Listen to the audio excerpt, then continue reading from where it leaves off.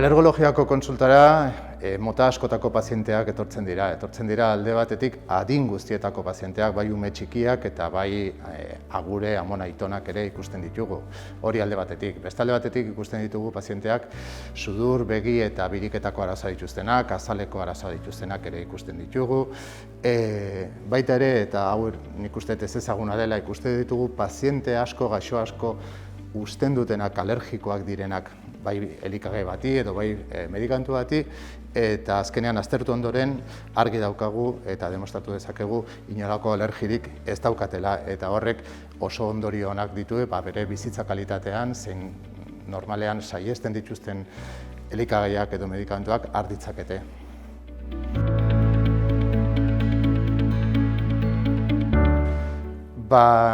Ez da benetako proba bat, baina nik esango nuke egiten dugun proba importanteena dela pazientearekin hitz egitea. Hau da, historia kliniko on bat hartzea. Pazientearekin hitz egin, jakin zer gertatzen zaion, non gertatzen zaion, noiz gertatzen zaion, nola erantzuten duen tratamenduari, eta horrek izugarrizko pista asko ematen dizkigu jakiteko zer eduki dezakeen paziente horrek. Gero hori jakinda eta pazientea esploratu ondoren, egin ditzakegu azaleko proba tipikoak, askotan tanak ikusi ditugunak, baita ere egiten ditugu batzutan erikagai batzuk edo medikamentu batzuk ahoz ematen ditugu ikusteko pazientearen erantzuna, baita ere egiten ditugu frogak ikusteko birikak nola dauden, adibidez espirometria eta horrelako probak egiten ditugu.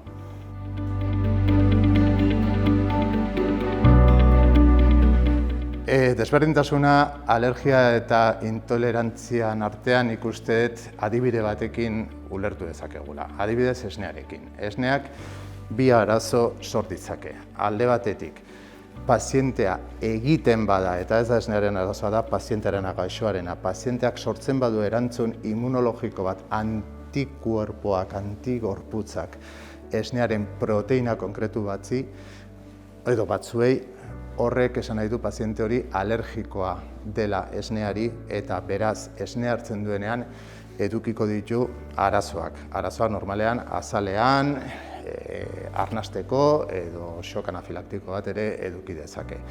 Eta hori izango litzateke alergia. Alergia izan daiteke grabea.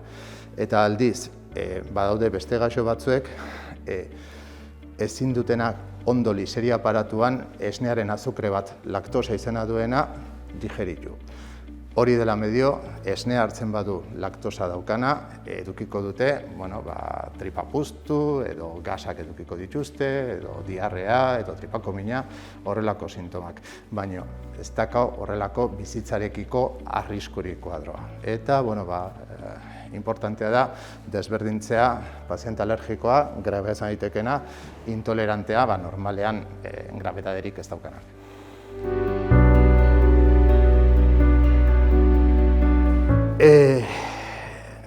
Gurasoetatik umeetara pasatzen dena da gaixotasun alergikoak edukitzeko joera.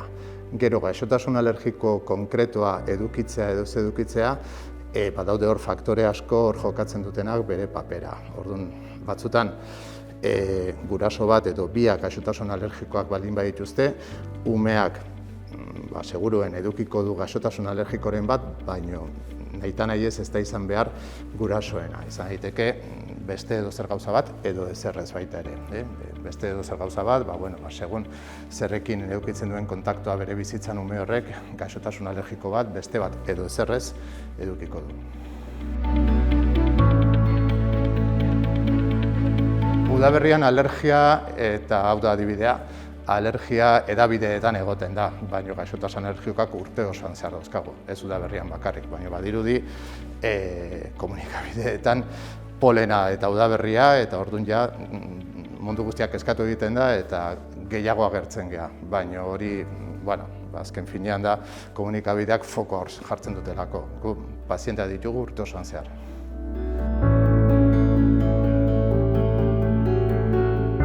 Edo zeinek eman dezake alergia, edo eman baino gehiago, nik esango nuke, erabiliko nuke beste era bat hau espresatzeko, eta esango nuke pazienteek, gaixoek egin daitezkela, bihurtu daitezkela alergikoak edozein elikagaiei. Hau esan da, adin bakoitzak bere alergiak ditu, adibidez umeetan arraultza eta esnea izan daitezke, pixka bat gorak egiten dutenean adinak agertzen dira arraiari, mariskoari, lekei adibidez, frutei, eta gero adibidez pertsona, berrogeita hamar urte dauzkatenek, ez da arraroa anisakisari alergikoa bihurtzea. Ez dakit anisakisa elikagaia deitu dezakegun, baina